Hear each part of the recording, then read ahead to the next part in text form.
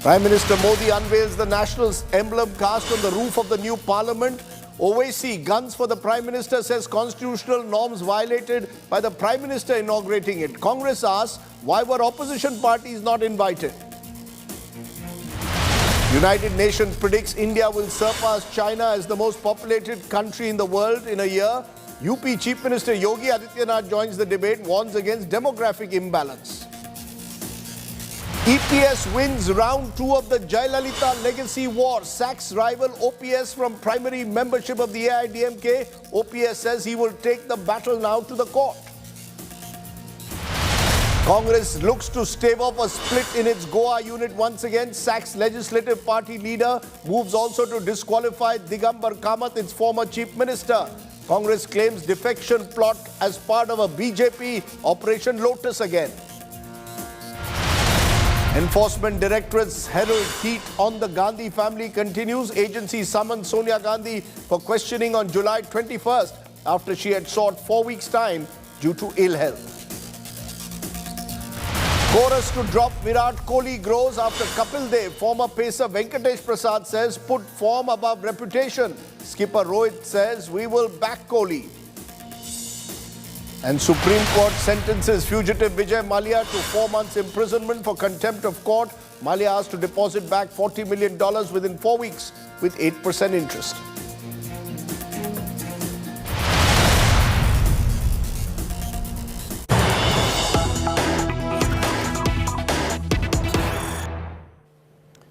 But first, it's day 3 of the siege at the presidential palace in Colombo in Lanka. Protesters remaining adamant, demanding resignation now of Prime Minister Wickremesinghe and President Gotabaya Rajapaksa. Protesters are still camped in Colombo. Parliament now to convene on July 15th. Remember, the new Lankan president election will be on July 20th, and the Prime Minister said he will quit after a new government is formed. But those protests are continuing on the ground. Unprecedented scenes that we've seen of the kind. Protesters playing and music and taking over the presidential palace. Now, remember, for over 48 hours now, that siege has continued. Sri Lankan citizens laying siege to the capital city of Colombo, storming the presidential palace, setting ablaze the Prime Minister's private residence. Agitators adamant that Gotabaya Rajapaksa and Ranil Wickremesinghe must go. It's our top story tonight.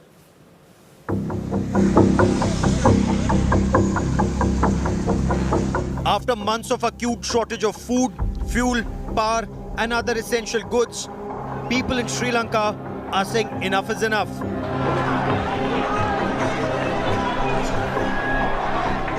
Anger boiled over on Saturday. Thousands of people stormed the presidential palace and then the Prime Minister's official residence. And they're camping there ever since. Images of people in the presidential swimming pool, on President Gotabaya Rajapaksa's bed, inside the palatial kitchen, working out in the palace gym have all gone viral. President Rajapaksa has fled to an undisclosed location. Protesters insist the president must quit immediately. And they're not leaving the presidential palace till that happens. We need our life again.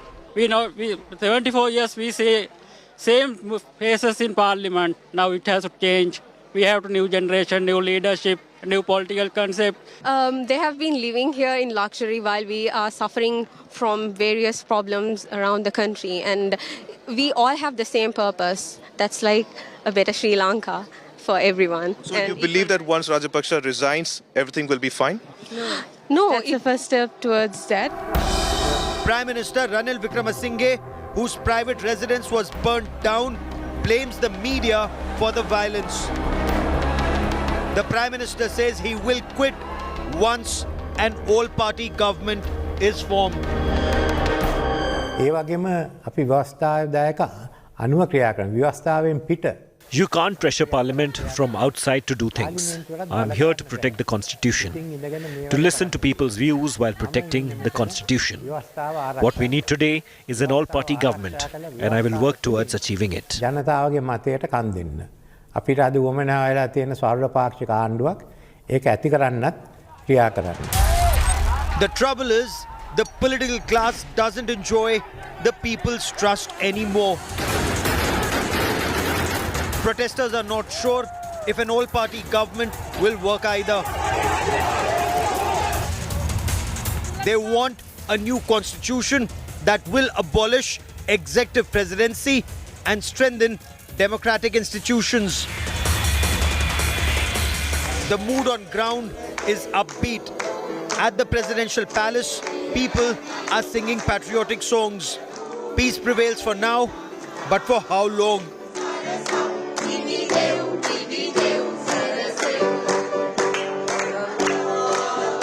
Till a solution is found for Sri Lanka's economic crisis, there will be no end to the political turmoil.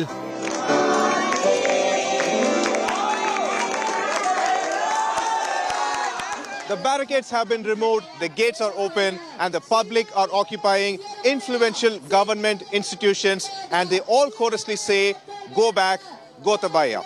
But what will happen after President resigns? Everyone have their own version, and we have to wait and watch. Will they get what they are seeking? With camera person Sanjay, Pramod Madhav for India Today. So what next in Sri Lanka? Is there anarchy or is this democracy in action in the island nation? What are the near-term solutions that lie ahead? Are elections the only way out? And what are the implications of India? Should India stay away from what's happening in Lanka? Joining me now are two experts who've tracked the island for years. Dr. Sarvana Muthu, Executive Director at the Centre for Policy Alternatives in Colombo, joins me. And N. Ram, Director of the Hindu Publishing Group, who's spent years tracking Sri Lanka. I want to come to you, Dr. Sarvana Muthu, there in Sri Lanka. Is this now about getting the Rajapaksas out? That once Gotabaya Rajapaksa is out, completely out of power in a few days' time, that will result in the situation returning to normalcy, or is this a much longer fight in Sri Lanka? Well, yes. I mean, the first thing that has to happen is that President Rajapaksa must send in his letter of resignation to the Speaker, and then the Speaker can take over and form the interim government. And that interim government, I think, should say that it will abolish the executive presidency by a two-thirds majority that can happen in Parliament, and then set a date for the general election. And on the day of the general election, we can have the referendum with regard to the executive presidency being abolished. So there are a number of steps that have to be taken, and hopefully there will be a great sigh of relief when Gotabaya Rajapaksa hands in his resignation. So then we can work according to the Constitution and get ourselves back on track. So is this from what you're saying, Dr. Sarvana Muthu, is this anger against the Rajapaksas and the manner in which they are seen, to quote some of the protesters, looted the country? Or is this just anger against the political elites of Sri Lanka who are seen to have got themselves divorced from the public, who are struggling at the moment, particularly because of the economic crisis? It is both. It has a particular focus with regard to the Rajapaksas and their mismanagement, their incompetence, their corruption, and all of that. But it is also extended to the political class. N. Ram, your sense, has this all taken you by surprise? Did you imagine you'd ever see scenes of the kind we've seen in the last 72 hours in Sri Lanka, the presidential palace being taken over by the public? Nobody could have expected it. I certainly didn't. These scenes throw you back to the French Revolution, that sort of thing, except that the scale of violence has been a lot lower. And people have been, for the most part, peaceful and orderly. There have been some incidents which you would expect. But yes, this is a total surprise, the rapidity with which the whole political process sank. And I think the economic crisis has clearly been the driver of this. Rest has been added on, because that's what I think really brought about the downfall of the political establishment in Sri Lanka. To the extent that people don't trust most politicians, it's going to be a very big ask to be able to form some kind of stable at least temporarily stable all-party government, because those actors who have played havoc with the system earlier are still at play.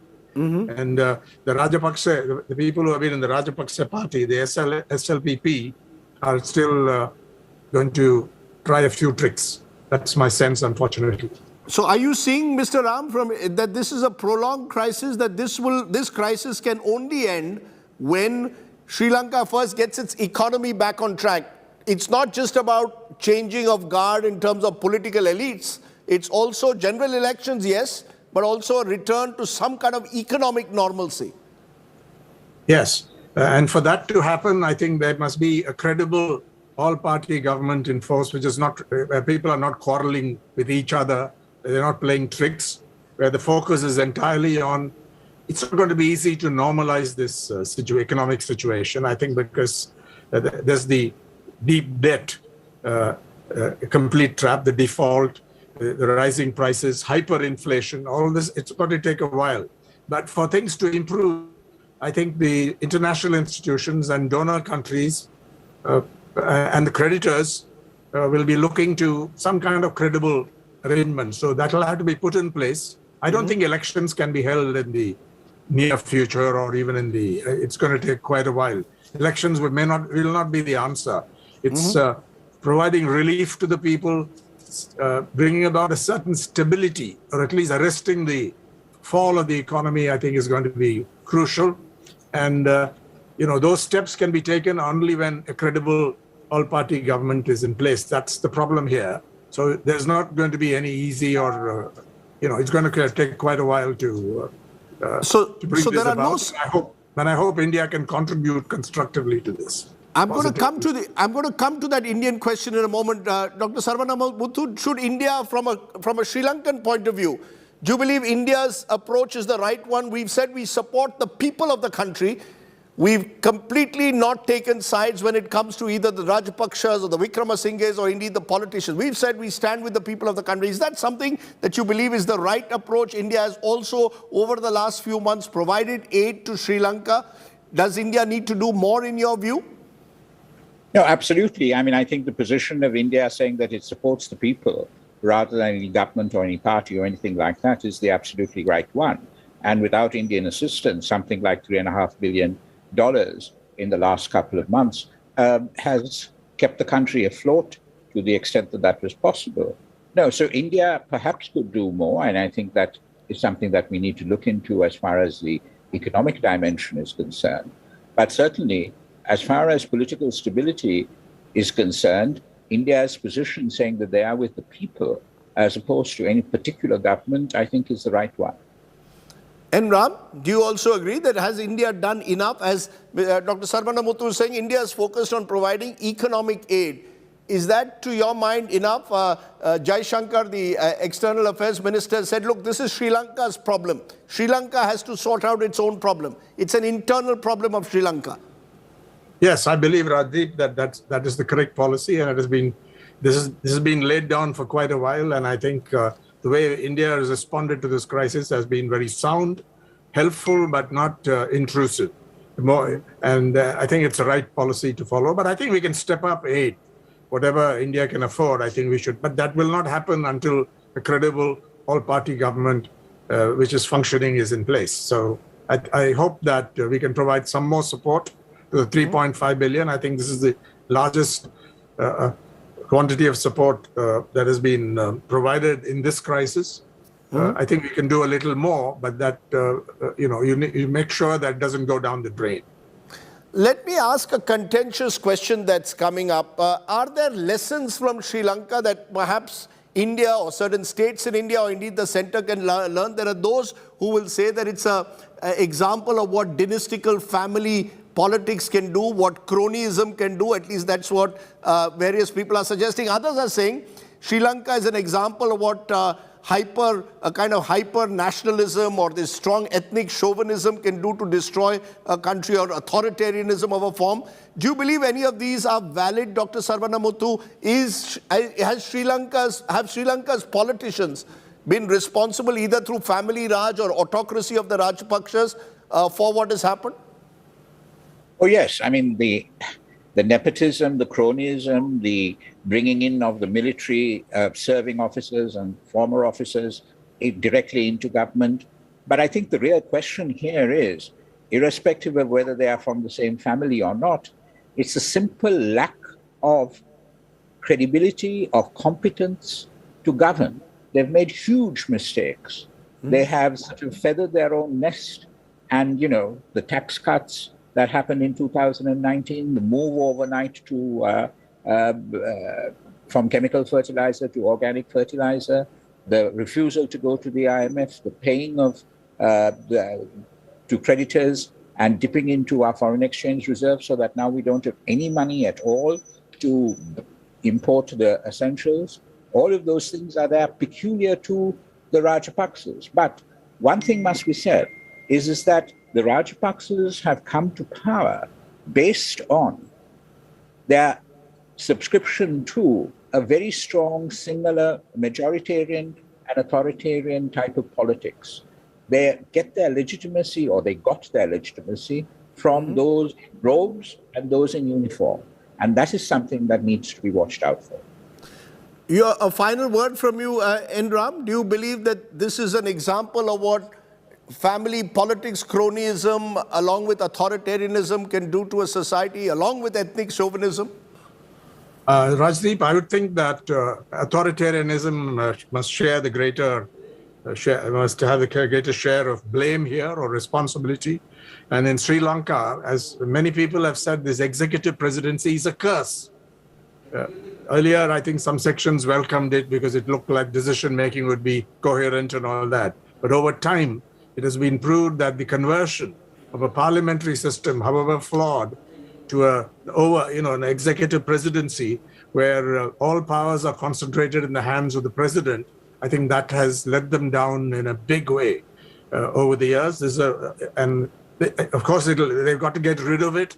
I think there's a consensus is emerging that must happen, but still, these steps, you shouldn't be tripped up along the way when you dismantle this whole system, this curse of the executive presidency, because it does not, it makes authoritarianism much worse. If we talk about authoritarian tendencies in India, that's right. You have to go to Sri Lanka to see what it really leads to.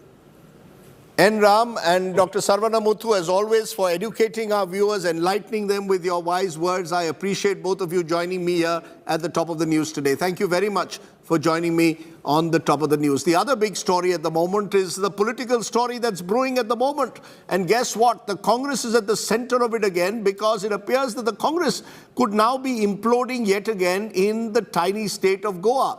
Already two of its senior leaders, Michael Lobo and Digambar Kamath, are being accused of plotting a split in the party and switching over to the BJP. The Congress today moved a disqualification petition against them, citing anti-party activities. Is this the latest move of Operation Lotus by the BJP to take over the Congress in a state, or is the opposition its own worst enemy? First, the report on what happens in a tiny state of Goa and its corrupt politics. आम्ही प्रतिज्ञा करता काँग्रेसीन जे आमकां ticket Delhi आसा त्या हातून आमी निवडून येवन आमी देवटेन वत नासतना पक्षा बरोबर एकनिष्ठ Ravan. 5 months ago, they took a public oath of loyalty to the Congress. That pledge is now under a cloud of suspicion.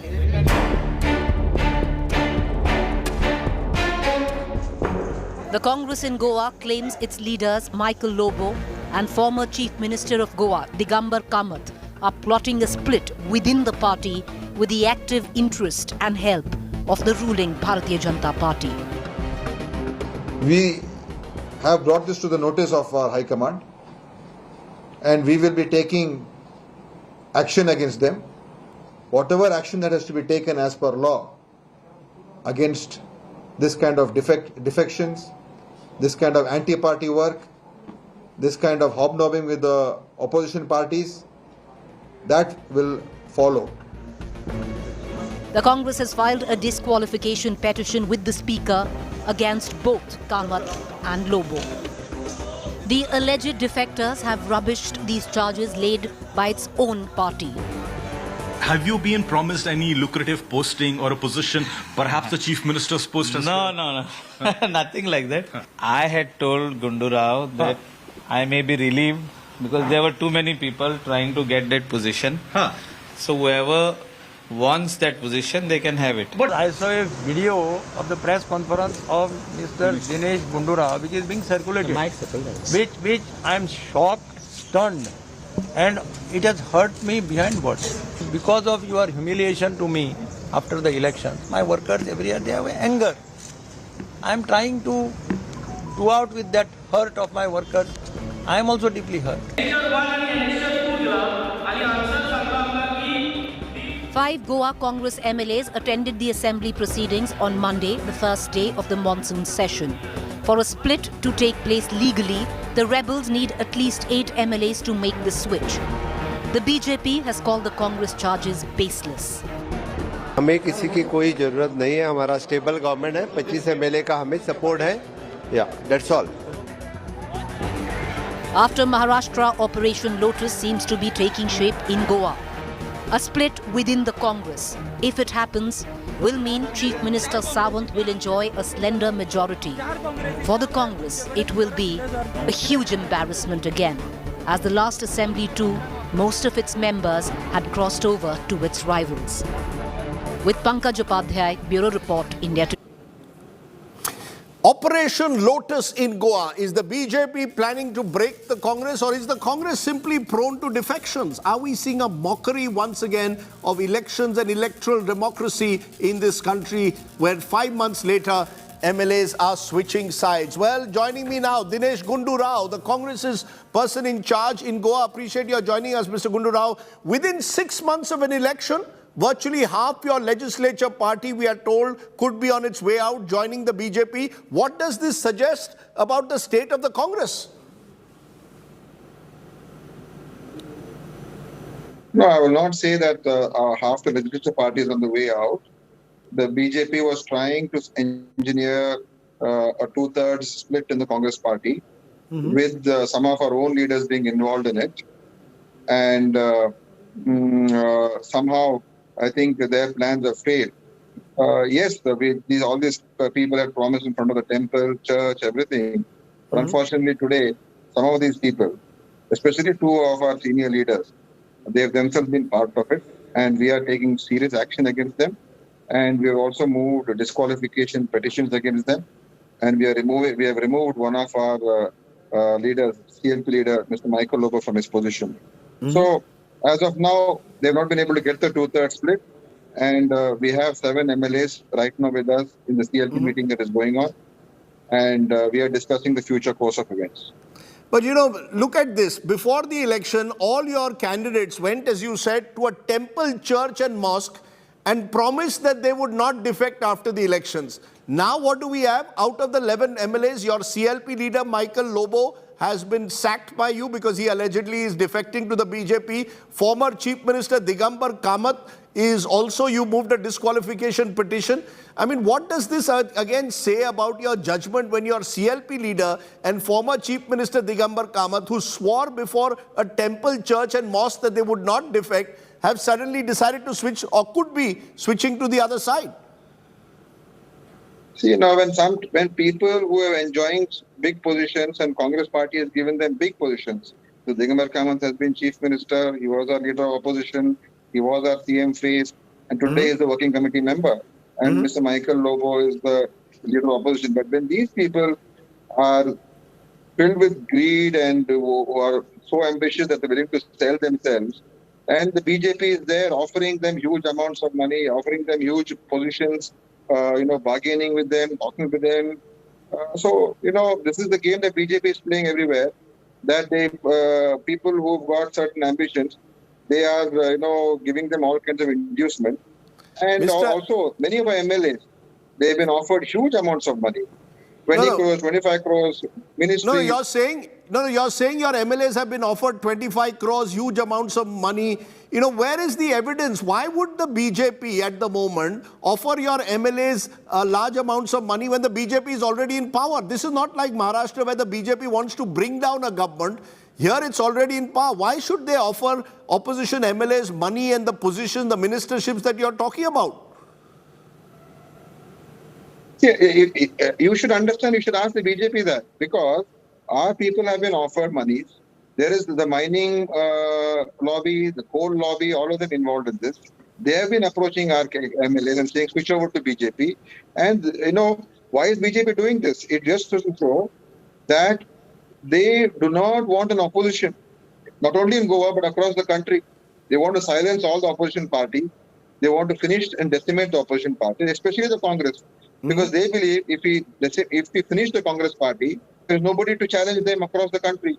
And it will be an authoritarian one-party rule. So this is a big game that is being played out, Rajdeep. No, you're saying there are big games being played out with big money, but please tell me why is the Congress in particular so vulnerable? What is it about the Congress in particular that makes it so vulnerable to these inducements, whether in your home state of Karnataka or in the state where you are now in Goa? It appears to me that the Congress MLAs are always the most vulnerable to the kind of poaching that's taking place. See, today, unfortunately, Rajdeep, what has happened is there is big money in the hands of BJP. The biggest businessmen, biggest industrialists are in their hands. They've got these electoral bonds where they just take money. It's a legalized form of corruption. All the monies are in their accounts. And they're using this big money. They're using the institutional mechanisms. They're using IT, ED, police, anything that is available to them to threaten, blackmail, and induce. And this has become a relentless machine, And people who speak against them, their voices are being silenced. Many of the media is also not able to expose this because they're also scared to talk about many issues. Some of the media channels have become one-sided. So this is the situation the country is facing, not just the Congress. They know why after the Congress, because if they finish the Congress, there is no opposition for them. Or some few regional parties here and there, which they will easily manage. No, but let me put it this way. In Delhi, we've had the Aam Aadmi Party government now for 7 years. This Aam Aadmi Party's MLAs have not broken. This too is a small state. But in Goa, we found the Congress repeatedly breaking up. People get elected on a Congress ticket and switch to the BJP. Is the Congress the problem? Because remember, before the election, you took Mr. Michael Lobo from the BJP. You knew his past. You knew that here was someone who was accused of corruption by your own MLAs when you were in the opposition, yet you took him. So the Congress also has to introspect surely about the kind of people you take into your party. See, Rajdeep, in politics, people sometimes shift parties. He joined our party and he contested on our ticket. It was not a defection in that sense.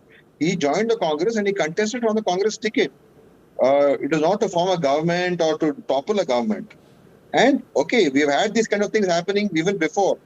But today, what you're seeing is a very serious, effort being made by BJP to silence opposition, silence voices which speak out against them, and the domination that they're having in terms of institutional support. The kind of monies that they're spending is incredible. And today we have to fight. Okay, and I agree with you that yes, Congress is being split, they're being induced, all this is happening. But ultimately, what is the aim of this? The aim is no opposition. The aim is it should be a one-party rule, authoritarian rule. So we have to fight. And today in Goa, we are fighting. Today they try to get a 2/3 split, they have failed. And today also, let me tell you, this has been done by the national BJP. Even the local Goa BJP was not too keen on this. It is the national BJP, national leaders of the BJP, which have been behind this. And they are the ones who are masterminding this whole thing. So there will be this is the state of affairs that the country is facing, not just Goa, not just Congress. This is what the country is facing. But forget the BJP for a moment. What about the Congress? There will be those, sir, who will ask the question that the problem with the Congress is because at the moment the Congress is seen as leaderless. The Congress is seen as a party without a hope and a prayer of coming to power in the near future. And that's why MLAs who are opportunists, especially in states like Goa, tend to switch sides. Isn't it time for some introspection, surely? in the Congress and the way the Congress functions. See, I'm not saying there's everything right in the Congress. Yes, we have to do a lot of things. We have to improve ourselves. We have to see that, we can reconnect with people, and we are in the process of doing that. The efforts are being made. But at the same time, you must admit to the fact that today what the BJP is doing is in a very systematic, clear-cut manner of demolishing, trying to finish up the Congress party, number one, and also to silence opposition party. Then I agree with you. We have to fight harder. We have to be more vigilant. We have to be more organized, and we will do it. In Goa, we have managed it now. We have thwarted this effort to split the party. And though the BJP, national BJP, including many senior chief ministers of BJP have been involved in this. Even the Assam chief minister is involved in this operation.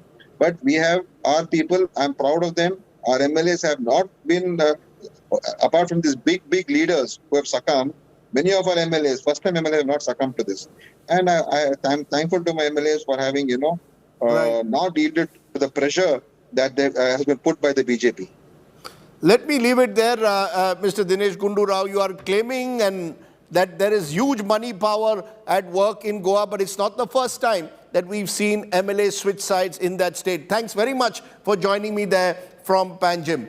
Okay, that's our top political story. Let's turn to our top ground report, because monsoon rains are wreaking havoc across India, particularly Western India at the moment. Heavy rainfall lashing Gujarat's Ahmedabad, Valsad, Navsari, leading to severe waterlogging. Water has entered homes in Ahmedabad, but also Madhya Pradesh is seeing heavy rains at the moment. Maharashtra, Nashik is seeing heavy rains. A total of 13 teams of NDRF and SDRF now deployed in the rain-prone areas. All schools under the Ahmedabad Municipal Corporation have been shut. Several districts of Telangana have also received heavy rainfall alongside strong winds. Our focus, though, is on Gujarat. Remember, this is, of course, the Prime Minister's home state. But as we are seeing, over 60 people have lost their lives in the rains in the last few days. Water entering many residential areas in Ahmedabad. Saurabh Vakhtania has tonight's ground report.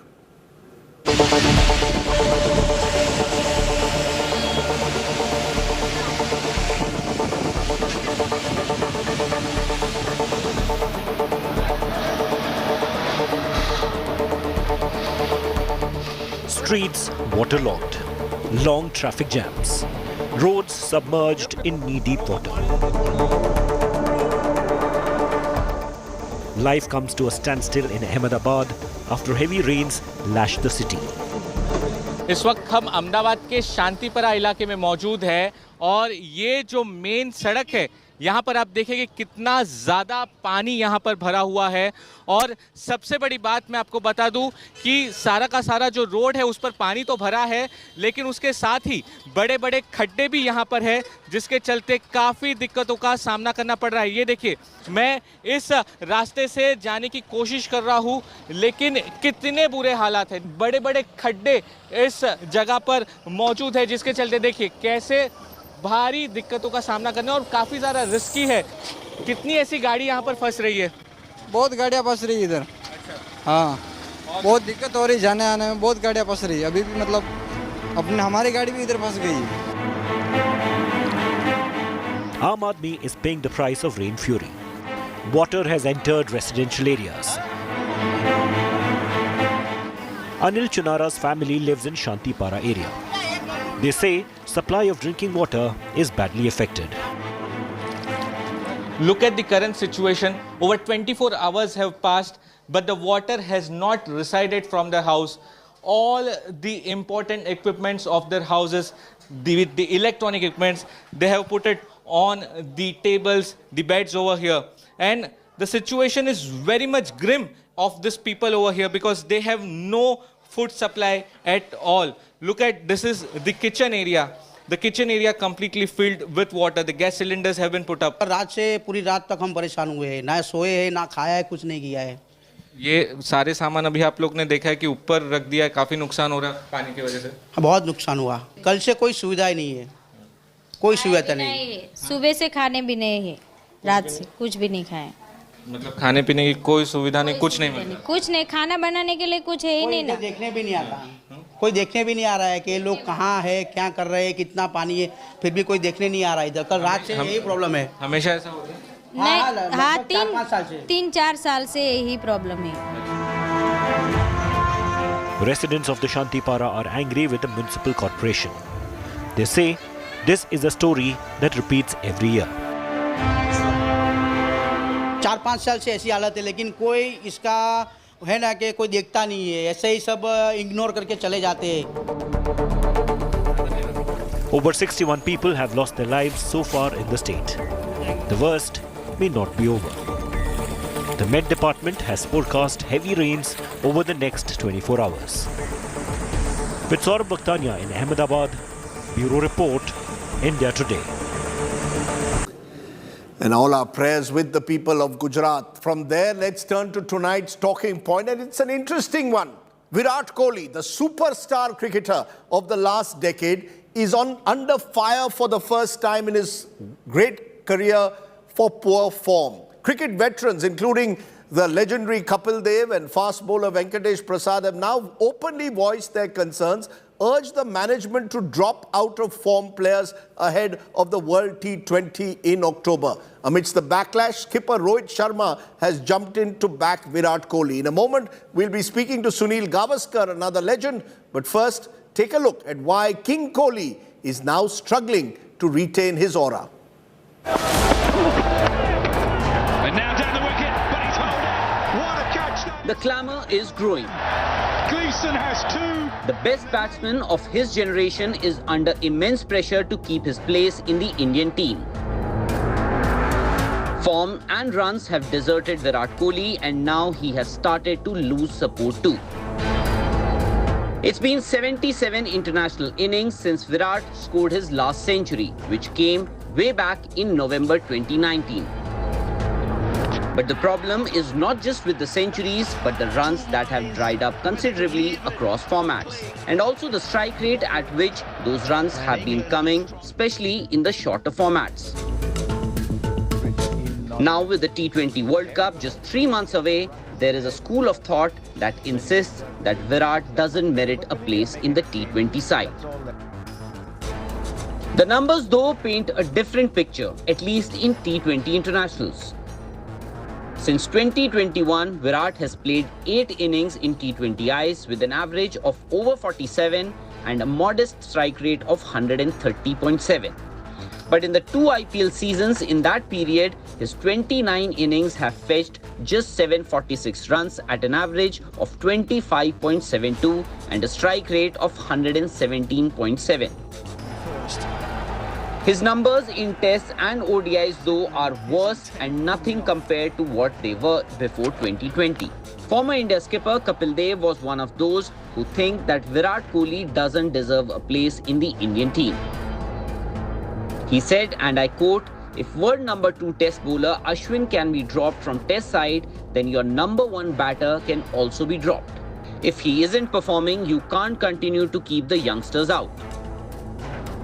Kapil Dev's viewpoint was also endorsed by former India pacer Venkatesh Prasad, who, without taking Virat's name, said in his tweet, "The yardsticks seem to have changed drastically now, where there is rest for being out of form. This is no way for progress. There is so much talent in the country and cannot play on reputation. One of India's greatest match winners, Anil Kumble, sat out on so many occasions, need actions for the larger good." However, these are voices coming from outside the dressing room. What does the team management think of the current situation with regards to Virat Kohli? ये expert लोग मुझे पता नहीं कौन है, expert क्यों बोला जाता है उनको, मुझे वो नहीं समझ में आता है। नहीं देखिए, वो बाहर से गेम देख रहे हैं, उनको पता नहीं अंदर क्या चल रहा है। ये हम हमेशा हमें ध्यान में रखना चाहिए।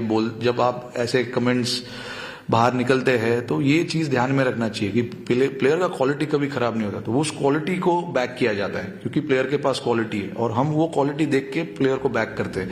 और ये मेरे साथ हुआ है, XYZ के साथ हुआ है, सबके साथ हुआ है, तो उसमें कोई नई बात नहीं है। For a man who could do nothing wrong on the cricket field just a few years ago, Virat's place in the Indian team has become the biggest talking point now. Surely for what he has achieved for Indian cricket, Virat deserves a long rope. But the question is, when will that rope and patience end? Sports Bureau, India Today. Okay, let's talk about the national obsession cricket. Should Virat Kohli be benched? Joining me now is Sunil Gavaskar, legendary cricketer, former India captain, joins me. First of all, Mr. Gavaskar, happy birthday. It was your birthday yesterday, turned 73. How did you celebrate your birthday there in London?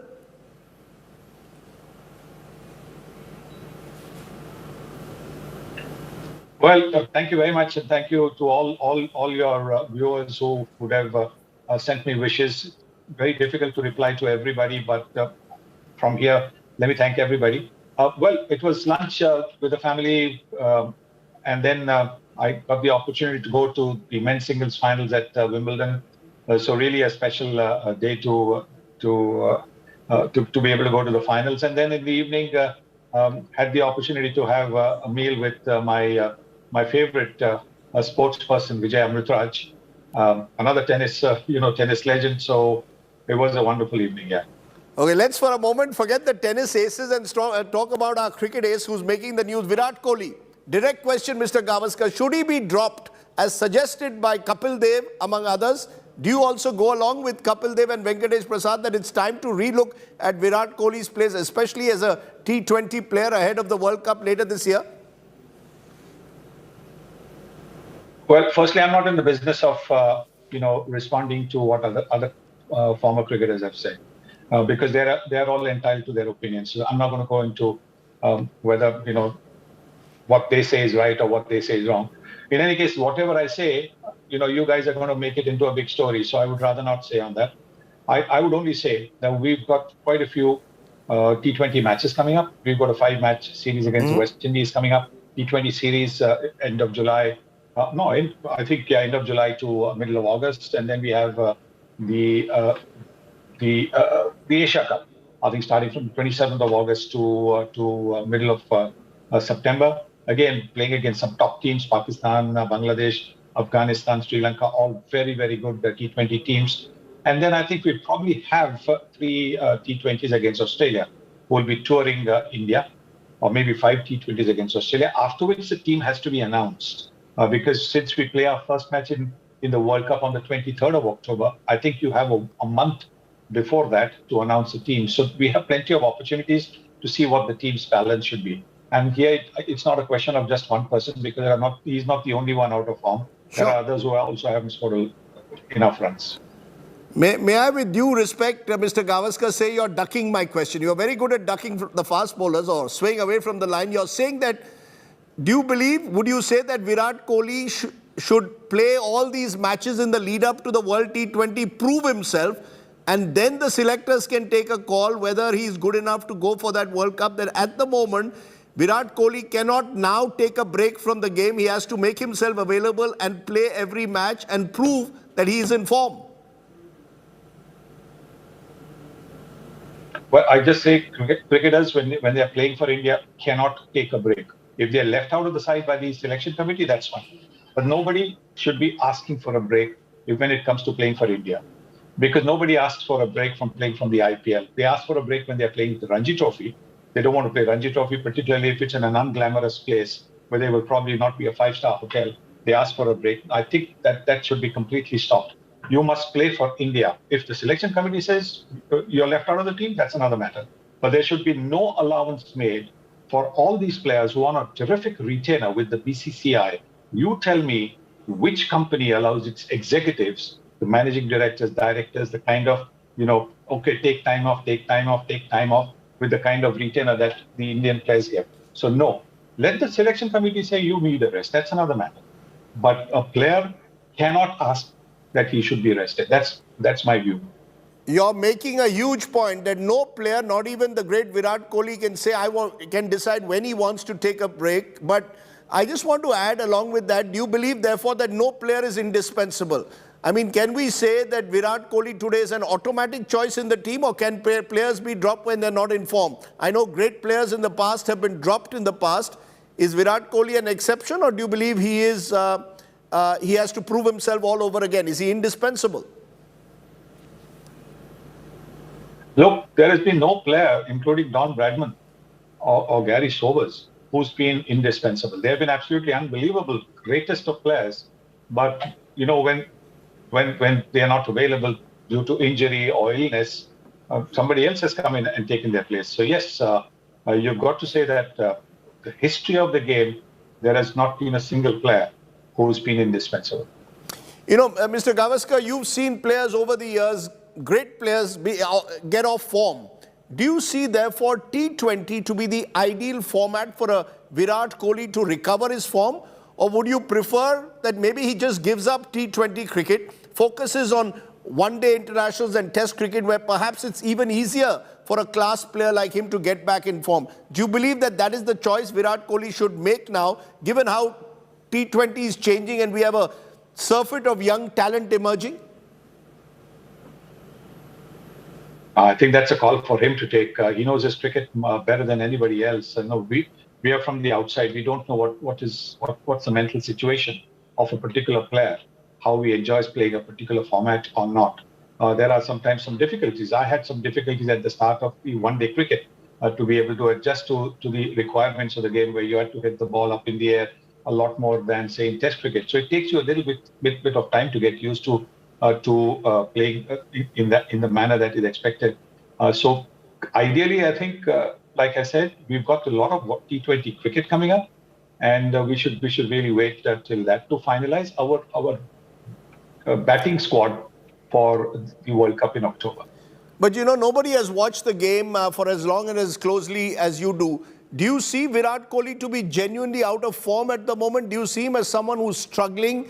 He hasn't scored 100 in 3 years, which is a long time. What has gone wrong, according to you, with Virat Kohli's batting, purely looking at it from the outside? I think his first mistake is invariably turning out to be his last mistake. And that kind of a patch happens to everybody. Yes, I know it's been a pretty longish patch because of the fact that we are so used to him scoring hundreds, and we haven't seen that for a couple of years. But he's got a lot of 70s, 80s in between as well. But again, over there, 70s, 80s, he gets to 70, 80 and makes his first mistake, and he gets out. So the luck hasn't quite been with him over these last couple of years.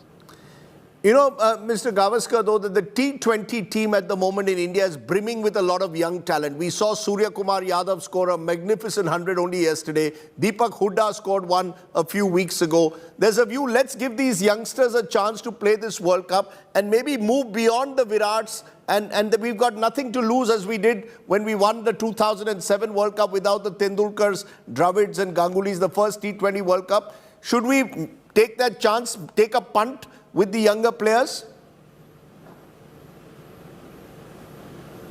I think India is very blessed to be having so many options that we can even think in terms of having some of our senior players are up of for people who have brought glory to the country. Their places are being considered as doubtful. So that's a blessing that the Indian cricket has. But that's a call that the selection committee should be taking. You're playing very defensively today. So in conclusion, let me ask you, I'm going to push you again. What would you suggest that Virat Kohli does? Play the next 15 games along with the other players, and then the selector should choose whether he is good enough to go to Australia. Just go by his current form, not by past history? The best way to go about it really is to see how people perform in these 5 T20 games against the West Indies and the Asia Cup, and then take a call. I think that time it'll be a lot clearer, because you're also looking at form closer to the tournament. Sometimes form in the month of April doesn't quite reflect in the month of September, October. So I think the form closer to the World Cup should be the one that the selection committee should be looking at. Okay, one final piece of advice. If you want to give any advice to Virat Kohli, what would that one piece of advice be?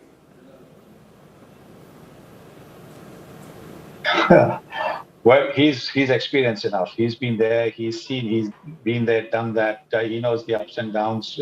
Remember the time he had in 2014 when he couldn't score a run against England, but the way he came back in 2018, is scoring almost 700 runs. He knows the ups and downs. He knows how to handle the the pressure. So there's no point me saying anything to him. All I can say to him is God bless him and good luck, and go on and get plenty of runs. And just one final word, when you were playing the game, there was no social media. Now we've got every social media watcher, cricket fan, having a view on Virat Kohli, whether he should be dropped or not. What should he do? How do you keep that surround sound away? What should he do about it?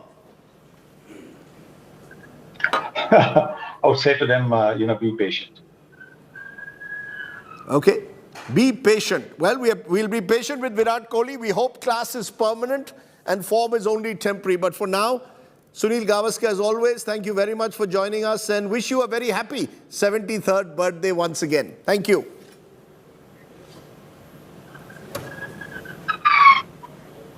Thank you. Thanks very much. Wow, Gavaskar is 73. That should make all of us a little bit older than we actually maybe are. Time for a break. On the other side, our good news today story. You're watching the news today. News without the noise. It comes from Varanasi tonight. Back in a moment.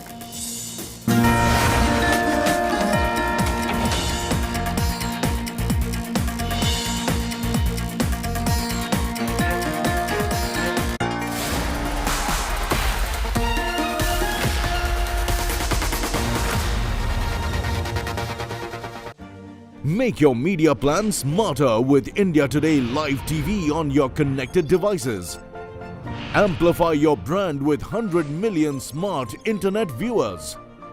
To advertise, mail us at sales@aajtak.com or call 9999892171.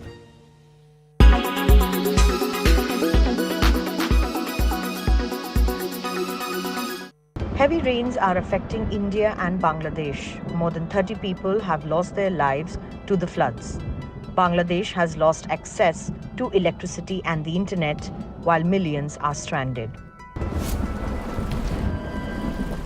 Monsoons and seasonal downpours occur in many parts of the world in the countries close to the equator. But the best-known monsoon, due to its intensity and impact on people's livelihoods, occurs each year in South Asia. It runs between May and September. Well, as the summer approaches, heat builds over the land in the Indian subcontinent. Sea temperatures around the landmass, meanwhile, are much cooler. Warm air is less dense than cold air, so when heat over the subcontinent rises, air rises too, creating a vast area of low pressure. Over India, this causes wind direction to swing dramatically from the northeast to the southwest. Wind from the southwest, generated by high pressure in the Indian Ocean, then rushes in and fills the void left by the low pressure area. As it's full of moisture, it unleashes relentless rain over the land. Climate change, global warming, changes in land use and pollution can all affect the rainy season. Even dust from North Africa and the Arabian Peninsula, which heats up the air, can play a major role, making it even more intense. Monsoon is vital to the lives of hundreds of millions of people. 2/3 of India's population of 1.2 billion live in rural areas. India gets 80% of its precipitation from the monsoon. More than half of India's farms lack irrigation, so they depend almost entirely on the annual rains. But monsoon rains can also bring devastation and misery to hundreds of thousands of people through flooding, mudslides, and collapsed buildings.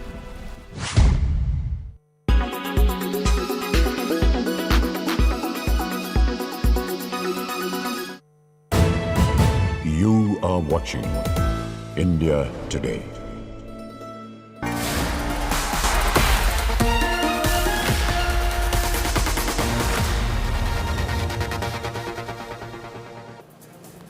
Welcome back. Let's turn to tonight's Good News Today story, and it comes from Varanasi, where in the digital era, a fountain pen shop is still going strong. The shop has many high-profile visitors over the years. What makes it special? It's tonight's Good News story.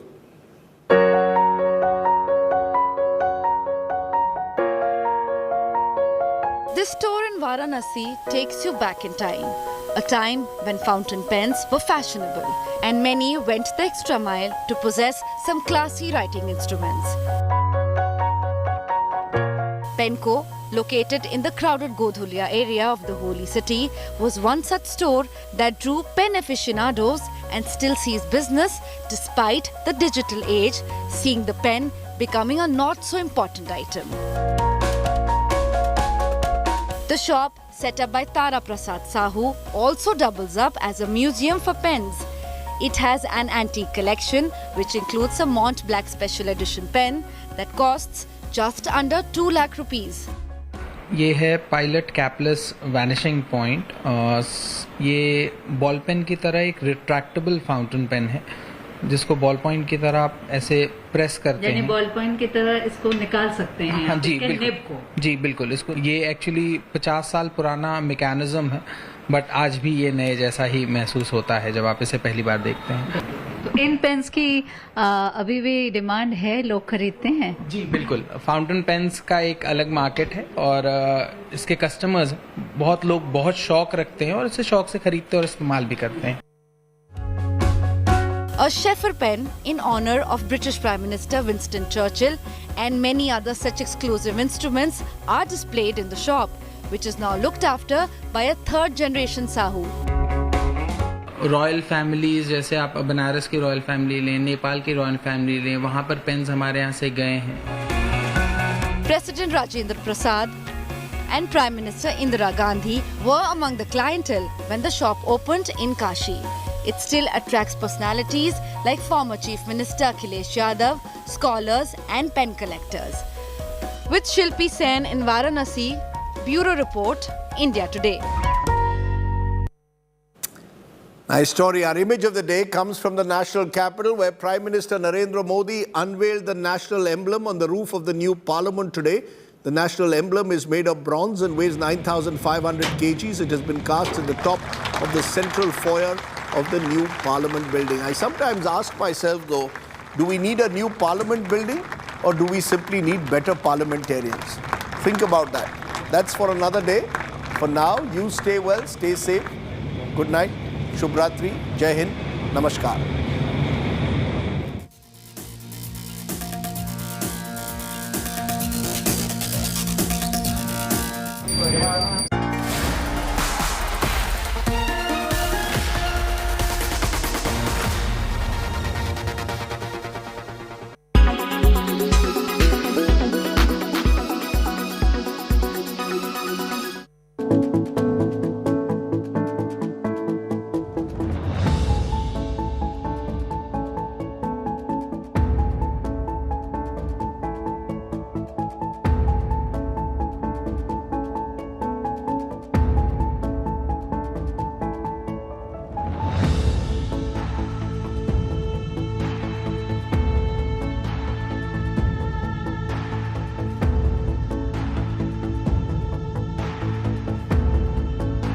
So we would have a base of organics.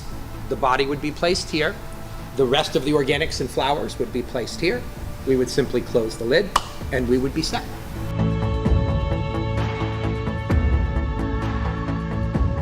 The microbes, when given heat and moisture, become super active.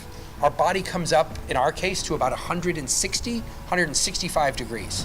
It'll stay there for well over a week, 10 days.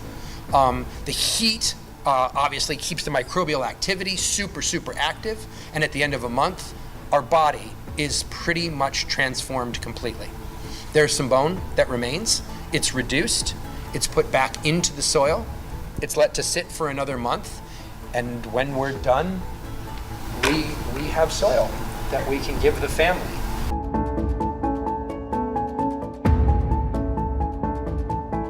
Cremation takes 30 gallons of fuel and pumps about 540 pounds of CO2 into the atmosphere every cremation. So we've devised a system that runs about 90% cleaner than that.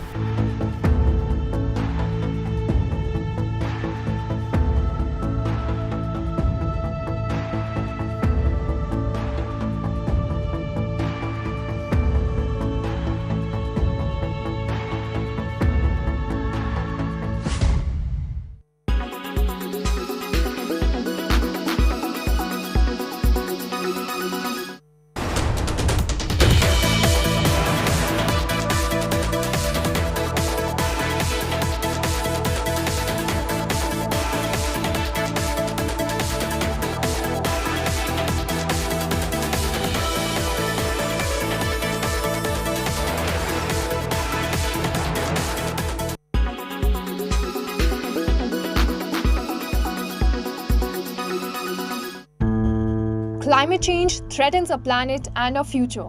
In 2021,